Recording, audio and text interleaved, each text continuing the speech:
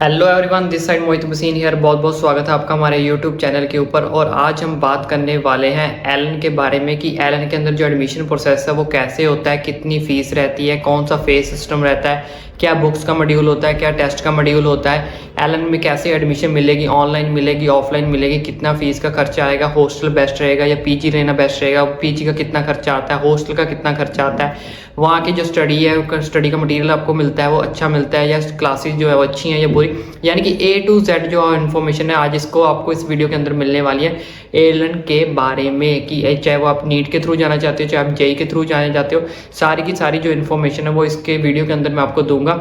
और इस वीडियो के अंदर आपके सारे के सारे जो डाउट्स है, फीस से लेके जाना चाहिए नहीं जाना चाहिए, सारा everything should be clear in this video.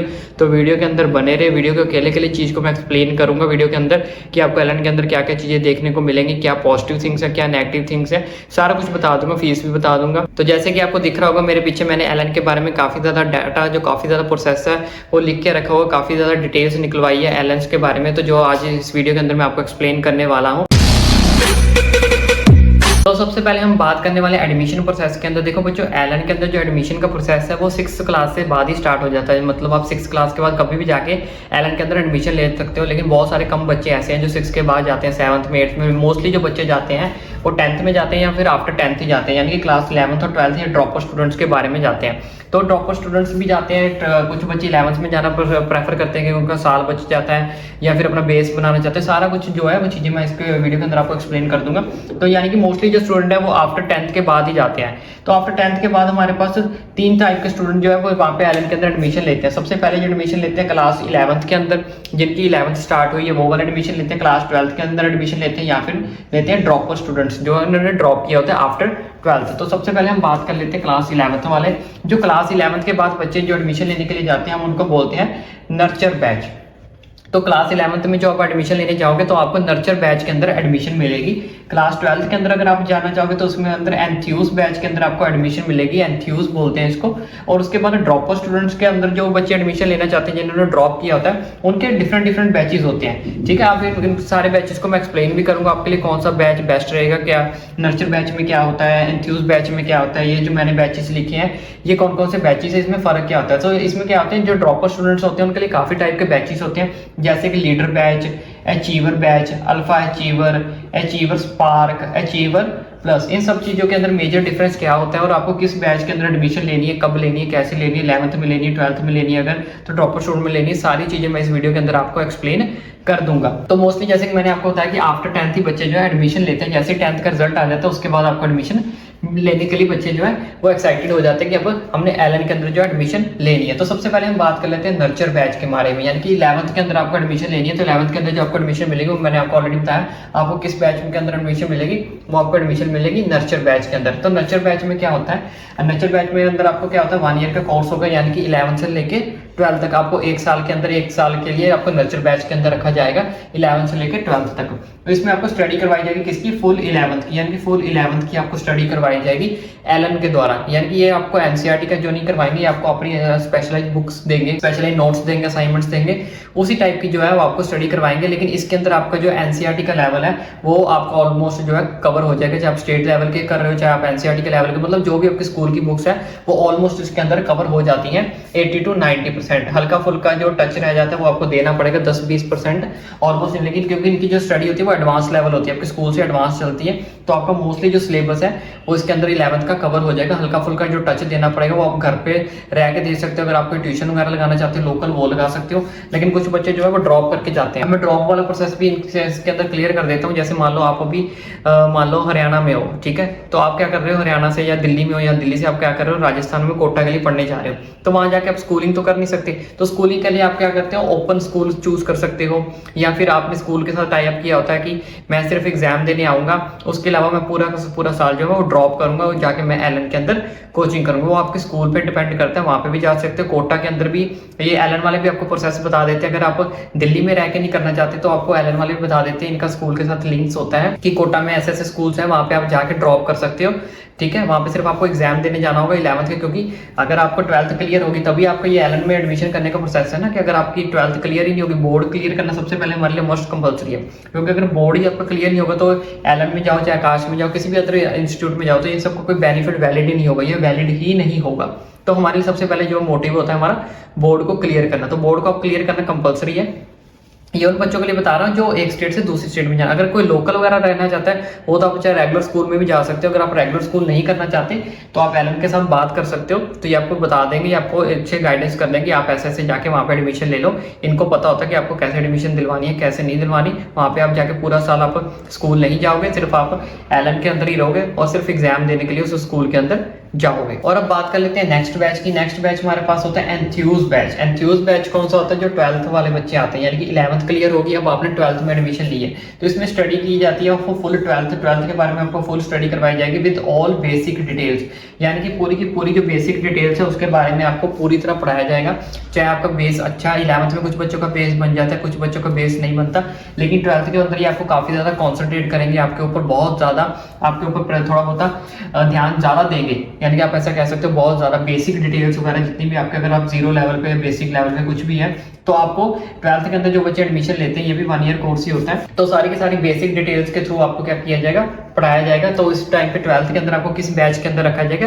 Enthuse batch के अंदर आपको रखा जाएगा, जब अगर आप 12th के अंदर एडमिशन लेंगे। इसके बाद हम बात करते हैं और सारे बैचेस के बारे में बता दूंगा फटाफट, और साथ में आपको फीस वगैरह भी बता दूंगा, हॉस्टल फीस वगैरह सारा कुछ इस वीडियो के अंदर मैं आपको सारा कुछ आपके जो डाउट्स है वो क्लियर कर दूंगा। बात कर लेते हैं नेक्स्ट बैच। नेक्स्ट बैच की बात करते हैं। नेक्स्ट बैच हमारे पास क्या है? Leader batch. मैंने आपको नर्चर बैच के बारे में बता दिया कि आप 11th के अंदर अगर आपने एडमिशन लेनी है तो आपको नर्चर बैच मिलेगा, 12th के अंदर एडमिशन लेनी है तो आपको एंथ्यूज बैच मिलेगा। अब बात कर लेते हैं जो ड्रॉपर स्टूडेंट्स होते हैं उनको क्या मिलता है? Leader batch. लीडर बैच में क्या होता है एक्चुअल में वो बता देता हूँ। लीडर बैच में क्या आता है हमारे पास, एक तो 12th पास हो जाता है, जैसे कि यानी कि आपका अभी जैसे 12th का रिजल्ट आ चुका है कुछ बच्चों का, जिन बच्चों का जैसे 12th का रिजल्ट आ गया वो जाके एडमिशन लेंगे तो उनको किस बैच के अंदर एडमिशन मिलेगी? Leader batch. या फिर कुछ बच्चे ऐसे होते हैं जो उन्होंने 1 साल ड्रॉप किया होता है, या फिर किसी बच्चे ने कोई दूसरा इंस्टीट्यूट ज्वाइन किया होता है, वहाँ पे उसको रिस्पॉन्स अच्छा नहीं मिला तो उसने बोला कि मैं 1 साल और ड्रॉप करूंगा, यानी कि मैं इस बार एलन में जाऊंगा। यानी कि 1 साल जिन बच्चों ने ड्रॉप किया होता है, ड्रॉप पर या जिन बच्चों ने अभी अभी 12th पास किया, उन बच्चों को कौन सा बैच मिलता है? लीडर बैच मिलता है। तो इसे लीडर बैच में एक्चुअल में होता क्या है? तो लीडर बैच में आपने जैसे मैंने बताया कि फर्स्ट टाइम अगर आप एलन चॉइस चूज कर रहे हो, यानी कि फर्स्ट टाइम आपने एडमिशन लिया, अभी अभी आपकी 12th क्लियर हुई है, या फिर पहले आप किसी और इंस्टीट्यूट में थे, अभी आपने एलन को चूज किया, यानी कि फर्स्ट टाइम अगर आपका एलन है तो आपको कौन सा बैच मिलेगा? लीडर बैच मिलेगा। तो लीडर बैच में एक्चुअल में होता क्या? स्टार्टिंग विद बेसिक, आपको सारा का सारा जो चीज है वो बेसिक से शुरू किया जाता है, जीरो लेवल से आपका शुरू किया जाता है। मोस्टली आपको जैसे यहाँ पे लिखा भी हुआ मैंने कि जीरो लेवल से आपका शुरू किया, यानी कि अगर आपका बेसिक क्लियर नहीं है, ठीक है, कि जैसे वो बच्चे होते हैं कि वो बोलते हैं कि यार पहले 12th क्लियर कर लें, उसके बाद देखा जाएगा कि एलन में जाना है नहीं जाना, नीट लेनी है या नहीं लेनी, जेईई में जाना नहीं जाना। पहले उनको बच्चों का मोटिव होता है सिर्फ अपना 12th को क्लियर करना। तो कुछ बच्चे का होता है इतना ज़्यादा बेसिक क्लियर नहीं होता है, कुछ बच्चों का बेसिक 11th में वीक रह जाता है, कुछ बच्चों का 12th में वीक रह जाता है, या जो मर्जी कह लो, आप 11th में वीक हो, 12th में वीक हो, या फर्स्ट टाइम एलन में जा रहे हो, या फर्स्ट टाइम आप किसी इंस्टीट्यूट में एडमिशन ले रहे हो, तो सारे के सारे बच्चों को किस बैच में रखा जाता है? लीडर बैच के अंदर जो आपको एडमिशन मिलेगी लीडर बैच के अंदर। ऐसे वाले ये केसेस मैंने बता दिया, 12th पास, ड्रॉपर हो, फर्स्ट टाइम एलन में जा रहे हो, स्टार्टिंग अगर आपका बेसिक अगर आपका वीक है, थोड़ा सा जीरो लेवल से आपने जीरो लेवल से बिल्कुल आपने स्टार्ट करना है कि आपको कुछ भी नहीं पता नीट और जेईई के बारे में, टोटली जीरो लेवल से है, तो आपको सब कुछ क्या रखा जाएगा? लीडर बैच में रखा जाएगा। अब बात कर लेते हैं अचीवर बैच। नेक्स्ट हमारे पास क्या है? Achiever batch. अचीवर बैच में हमारे पास क्या होता है? अचीवर बैच में क्या होता है? जैसे मान लो कुछ बच्चे ऐसे होते हैं जिन्होंने अटेम्प्ट करके देखा होता है, यानी कि नीट और जेईई का एक बार या दो बार एग्जाम दे के दिया होता है, अटेम्प्ट ऑफ नीट जेईई, या जिन बच्चों ने अटेम्प्ट करके देखा है और उनका जो स्कोर है वो 60-70% पे आ चुका है, लेकिन उनका हल्का फुल्का जो बेसिक है वो क्लियर होता है। किनका? क्योंकि उनका 60-70% उनका बेसिक क्लियर है, तो यानी कि वो एक बार अटेम्प्ट कर चुके हैं, उनको हल्का फुल्का टच देने की जरूरत है, यानी कि हल्का फुल्का उन्हें पुश करने की जरूरत है, क्योंकि 60-70% उनका बेसिक क्लियर है, बस 20-30% उन्हें 30-40% यानी कि पुश करना पड़ेगा, तो वो मैक्सिमम स्कोर कर जाएंगे। तो ऐसे बच्चों को किस में रखा जाता है? अचीवर बैच में। ऐसे आगे आगे और भी जितने भी बैचेज है, जितना जितना आपका बेस क्लियर होता जाएगा वैसे वैसे आपका जो बैच है आगे बढ़ता जाएगा। अगर आपका ज्यादा बेस क्लियर है फिर अल्फा में रखा जाएगा, अल्फा अचीवर में, उससे ज्यादा बेस क्लियर तो अचीवर स्पार्क में, उससे ज्यादा क्लियर है तो अचीवर प्लस में। तो ये सारे जो आप एलन में जाओगे वहां पे आपको प्रोसीजर समझ आ जाएगा कि कैसे कैसे बेस बनाते हैं, वो कैसे कैसे बैच में आपको रखते हैं। यानी कि स्टार्टिंग जो आपकी होगी वो लीडर बैच से होगी, लेकिन अगर आपने एक बार अटेम्प्ट किया तो अचीवर बैच में, उसके बाद आपका डिपेंड करता है कि आपका बेस लेवल कहाँ पे है, ठीक है, आपने अटैम्प्ट किया या नहीं किया, अगर अटैम्प्ट किया तो उसमें कितने मार्क्स आए थे, तो उसके हिसाब से आपको बैच के अंदर डाला जाता है। अब बात कर लेते हैं कि इसमें से सबसे बेस्ट बैच कौन सा है, ठीक है, कौन सा बेस्ट बैच आपके लिए रहेगा, टाइमिंग कौन सी रहेगी आपके लिए बेस्ट, वो सब मैं चीज़ों बता देता हूँ कि वो बेस्ट जो बैच है वो कब से स्टार्ट होता है, तो सारी चीज़ों के बारे में हम अब बात करते हैं। तो जैसे कि मैंने आपको बता दिया कि जो बाकी के 3 बैचेस हैं, नेक्स्ट बैचेस 2 बैचेस में मैंने आपको बता दिया था लीडर बैच के बारे में और उससे नेक्स्ट वाले बैच में, तो जो बाकी के नेक्स्ट बैचेस बचते हैं उसमें आपको 4-5 जैसे जैसे मतलब आपका स्कोर बढ़ता जाएगा वैसे वैसे आपका जो बैच है उस हिसाब से आपका बैच जो वो चेंज होता रहेगा, वैसे वैसे आपका जो बैच है वो अलॉट हो जाएगा कि आपका भाई ये बैच है, आपका ये बैच है। वो डिपेंड करता है कि आपका बेसिक कितना क्लियर है, आपका कितना स्कोर कर रहे हो, ठीक है, आप कितना स्कोर करके आए हो, तो डिपेंड करता है आपकी कैपेबिलिटी के ऊपर। अब नेक्स्ट सबसे जो मेन इंपॉर्टेंट बात है वो चीज़ शुरू करते हैं कि एडमिशन स्टार्ट की, इसकी जो एडमिशन स्टार्ट है वो एलन की वो होती कब है, देखो बच्चे एडमिशन की जो स्टार्ट है एलन की वो आफ्टर 10th 12th रिजल्ट के बाद इमीडिएटली स्टार्ट हो जाती है। 10th का रिजल्ट आया तो तब भी स्टार्ट हो जाएगी, 12th का रिजल्ट आया तब भी, यानी कि अगर आप 11th में हो तो अगर आपको जब भी आपका रिजल्ट क्लियर हो जाए, आपकी 11th क्लियर होगी, 10th क्लियर होगी, 12th क्लियर होगी, इमीडिएटली इनकी जो क्लासेस है बैचेज है वो शुरू हो जाते हैं। अब बहुत सारे बच्चों को प्रॉब्लम होती है कि कौन सा बैच हमारे लिए बेस्ट रहेगा, कौन सा टाइमिंग हमें बेस्ट रहेगा, तो हाउ मेनी कितने बैचेज होते हैं, कितने फेसेज होते हैं, कौन सा बैच हमारे लिए बेस्ट रहेगा, कौन सा नहीं रहेगा।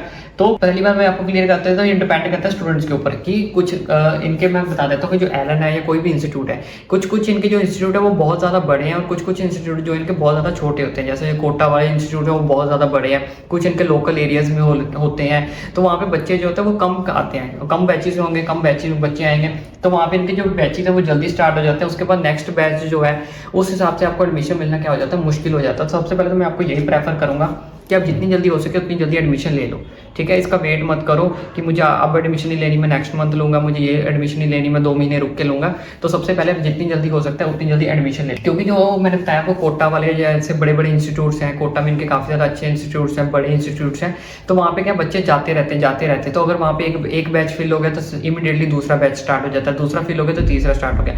लेकिन इनके कुछ लोकल एरियाज में, लोकेलिटीज़ के अंदर, कुछ स्टेट्स के अंदर छोटे इंस्टीट्यूट है, तो वहाँ पे बच्चे जो है वो पूरे नहीं जाते हैं, मतलब लिमिटेड बच्चे ही जाते हैं वहाँ पे, ठीक है। तो वहाँ पे अगर ये क्या कहते हैं लिमिटेड ही बैच स्टार्ट करते हैं, अगर एक बैच में बच्चे पूरे हो गए तब जाके दूसरा स्टार्ट करेंगे, सोच के उसमें बच्चे पूरे होंगे, नहीं तो सारे के सारे एक के अंदर ही फिल कर देंगे।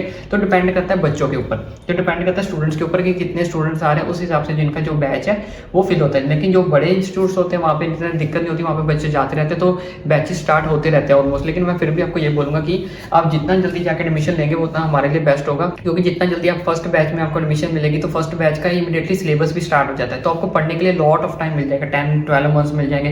तो जितना ज़्यादा आप लेट जाकर एडमिशन लेंगे तो आपका जो पीरियड टाइम है, स्टडी का पीरियड टाइम वो शॉर्ट रह जाएगा, तो इनको जल्दी जल्दी सिलेबस कंप्लीट करना पड़ेगा, 11th का हो चाहे 12th का हो, तो उसमें आपको क्या हमें जो है नुकसान होने वाला है, इनका कुछ नहीं जाएगा। तो मैं आपको यही सजेस्ट करूँगा कि आप जितनी जल्दी एडमिशन हो सकता है वो ले लें। हाँ, अगर आप कुछ कारणों की वजह से एडमिशन नहीं ले पाए हो, कोई प्रॉब्लम आ गई, कुछ बच्चे सोचते हैं कि जैसे मैं समर वेकेशन आ गई, जून की छुट्टियाँ आ गई, कई बार रिजल्ट लेट हो जाता है, तो मैं उस हिसाब से जो है एडमिशन लूँगा, तो कोई दिक्कत नहीं है। लेकिन जितना जल्दी हो सके उतनी जल्दी एडमिशन ले लो आप, अगर आप लेना चाहते हो तो। अगर आपने बना लिया मूड की मुझे एडमिशन लेनी है, हाँ, तो जितना जल्दी हो सकता है फिर ले लो। उसके बाद अब बात कर लेते हैं टेस्ट की।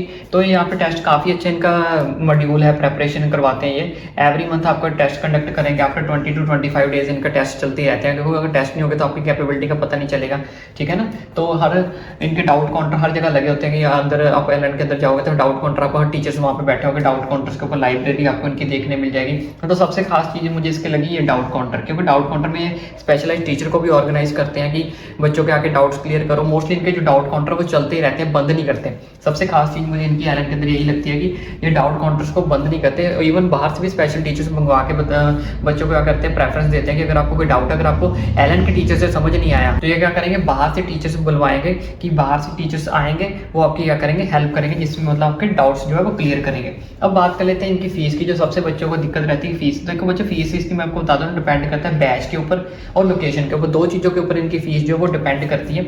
सबसे पहले बैच पे, आपको किस बैच में रखा जा रहा है, ठीक है, लीडर बैच में रखा जा रहा है, अचीवर में रखा है, एंथ्यूज में रखा जा रहा है, तो उस हिसाब से इनकी जो फीस है वो अप डाउन होती है। तो दूसरी इनकी जो डिपेंड करती है वो लोकेशन की, क्योंकि जितने इनका अगर आप बड़े इंस्टीट्यूट में जाओगे ना, जैसे कोटा वाले में जाओगे तो वहाँ पे फीस थोड़ी आपको हाई मिलेगी। लेकिन अगर आप अपने लोकल स्टेट में देखोगे, ठीक है, जहाँ पे बैचेस कम होंगे, स्टूडेंट्स कम हो जाते हैं, तो वहाँ पे फीस भी इनकी थोड़ी सी कम होती है। तो डिपेंड करता है लोकेशन के ऊपर, इनकी लोकेशन के ऊपर डिपेंड करता है कि जो एलन का इंस्टीट्यूट है वो कौन सी लोकेशन में, कौन से स्टेट में, उस हिसाब से भी इनकी जो फीस है वो अप डाउन होती रहती है। लेकिन मोस्टली जो इनकी फीस जो चलती है वो मैं बता देता हूँ, वो चलती है 1 लाख से लेके 1.5 लाख, यानी कि 1 से 1.5 लाख के बीच में इनकी जो फीस है वो चलती रहती है, चाहे आप 11th के हो, चाहे आप 12th के हो, चाहे आप ड्रॉप पर हो। तो किसी भी बैच की अगर फीस है वो मोस्टली, हाँ इससे थोड़ी सी कम ज़्यादा हो सकती है, लेकिन मोस्टली प्रोबेबिलिटी बता रहा हूँ, मोस्टली प्रोबेबिलिटी इनकी 1 से 1.5 लाख के बीच में जो इनकी फीस है वो रहती है। हाँ, इनका एक स्कॉलरशिप टेस्ट भी चलता है, जो स्कॉलरशिप टेस्ट है वो ये स्टार्टिंग में रखते हैं, साल में एक बार स्कॉलरशिप टेस्ट होता है। अगर वो स्कॉलरशिप भी आपको लग नहीं हो, अगर आप टेस्ट क्लियर कर ले तो आपको स्कॉलरशिप भी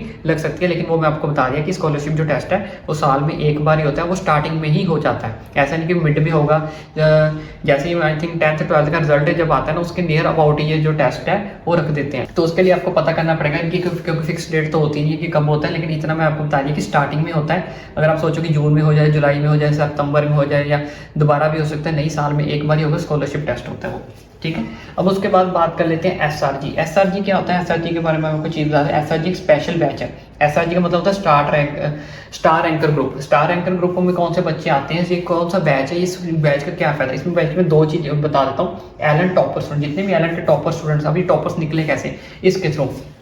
जैसे एवरी मंथ ये एलन जो टेस्ट कंडक्ट करवाता है, असाइनमेंट कंडक्ट करवाता है, प्रैक्टिकल्स करवाता है, जो भी करवाता है, ठीक है, उसके थ्रू आफ्टर 20-25 डेज के अंदर इनके जो डाउट सेंटर्स हैं वहाँ पे मतलब आपकी जो प्रेफरेंस है वो रिकॉर्ड की जाती है कि आप किस टाइप के स्टूडेंट हो, आप कितने नंबर अचीव कर रहे हो, कितने टेस्ट में नंबर आ रहे हैं, आपकी क्लास में परफॉर्मेंस कैसी, उन सब चीज़ों को देखकर इकट्ठा करके आपको क्या कर दिया जाता है। अगर आपकी बहुत बहुत अच्छी ज़्यादा परफॉर्मेंस है तो आपको SRG के अंदर डाल दिया जाता है। SRG मतलब स्टार एंकर ग्रुप के अंदर डाल दिया जाए। ये स्पेशल, बहुत ज़्यादा स्पेशल बैच है, इसके अंदर काफ़ी लॉट्स ऑफ बेनिफिट मिलते हैं। ये जब आप LN में जाओगे तब आपको जाकर समझ लग जाएगा, मतलब ये काफ़ी स्पेशल टाइप का बैच है और इसके अंदर जितने भी स्टूडेंट्स हैं उनको काफ़ी बेनिफिट, एक्स्ट्रा बेनिफिट्स मिलते हैं, ठीक है। लेकिन इसको अचीव करना काफ़ी ज़्यादा आसान नहीं है, it is not easy to achieve. इसको अचीव करना बहुत ज़्यादा मुश्किल है, क्योंकि इसमें मैंने आपको बता दिया कि आपको हर मंथ आपके डाउट्स वगैरह जो देखे जाते हैं, आप कैसे पूछते हो, आपका माइंड कहाँ पे है, आपकी माइंड चेक किया जाता है, आपकी माइंड की स्टेबिलिटी कैसी है, आप कितने नंबर स्कोर कर रहे हो, आफ्टर 20 डेज में टेस्ट हो रहे हैं। तो सारी चीज़ों को मिलाकर जो ये निकालता कौन है, ये एलन के टीचर्स ही निकालते हैं कि ये भाई ये वाला बच्चा जो है ये SRG में जा रहा है, ये वाला बच्चा SRG में जा रहा है। वो सब एलेंस के जो टीचर्स होते हैं वही इस चीज़ को प्रेफर करते हैं। आप अपनी मर्जी से इस चीज़ के अंदर, बैच के अंदर नहीं जा सकते। अब बात कर लेते हैं हॉस्टल और PG के बारे में कि हॉस्टल बेस्ट रहेगा या PG बेस्ट रहेगा। देखो बच्चों, एक तो आपको स्ट्रिक्टनेस के अंदर रहना है, क्योंकि हॉस्टल में आपको पता है हॉस्टल में आपको थोड़ी बहुत स्ट्रिक्टनेस देखने को मिलेगी, PG के अंदर आपको तो इतनी स्ट्रिक्टनेस देखने को नहीं मिलेगी। और दूसरी चीज़ बात कर लेते हैं, जो हॉस्टल की फीस है वो रहने वाली है 9 to 10 की, यानी कि 9 से 10 हज़ार रुपये पर मंथ।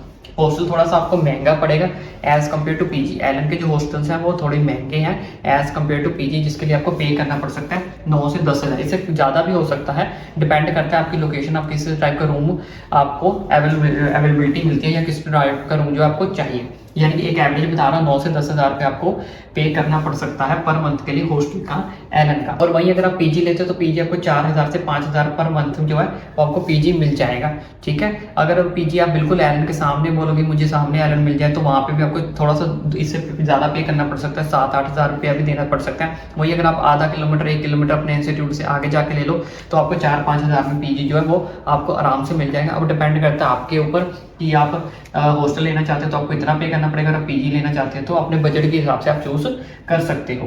तो इसके अलावा अगर आपको कोई डाउट है तो आप मुझे कमेंट करके पूछ सकते हो। ऑलमोस्ट मैंने आपके सारे के सारे जो डाउट्स है वो क्लियर कर दिए हैं। तो फीस इनकी अप डाउन होती रहती है, उस चीज़ को आप ऐसा ना समझे कि ये फिक्स रहेगी, तो डिपेंड करता है आपकी लोकेशन के ऊपर और बैच के ऊपर। तो इतनी सारी डिटेल जो थी वो मैंने आपके साथ शेयर कर दी है। अब एक मेरी भी छोटी सी रिक्वेस्ट है, अगर आपको वीडियो अच्छी लगी हो तो प्लीज़ चैनल को सब्सक्राइब जरूर करें।